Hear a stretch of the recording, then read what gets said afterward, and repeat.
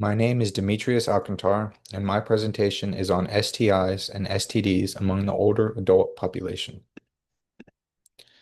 STI and STD rates for the entire population are on a rise. This can be especially detrimental to the older adult population due to the lack of routine STI screenings. Poynton et al. Calls for more emphasis to be placed on education and prevention strategies for the entire population.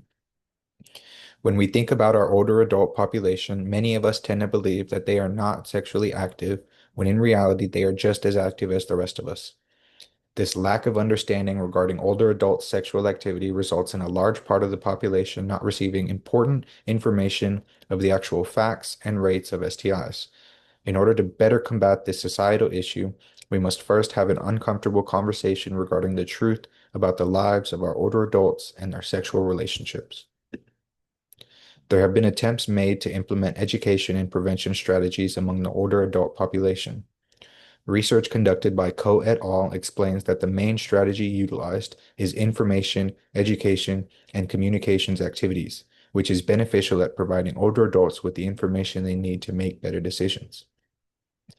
Coe et al. Explains that this increase in information does not correlate directly to safer sex practices, and that this may be due to the common perception among older adults that discussing sexual activities is taboo.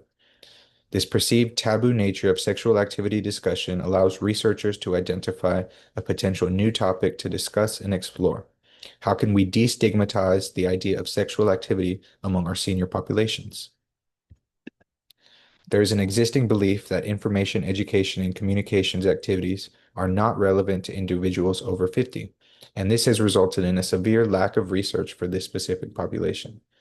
Coe et al. Calls for more individually tailored approaches to STI and STD prevention, including peer support opportunities and convenience of meeting times and location.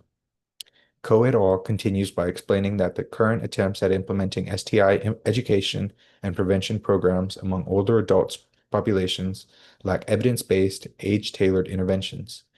These programs may be able to help educate the population about STI knowledge, but this does not mean that seniors will actually utilize this information in their daily life. We have to do better to address this issue among one of our most vulnerable populations. There is no reason why STI testing should stop at a specific age, especially considering the overall aging of the US population.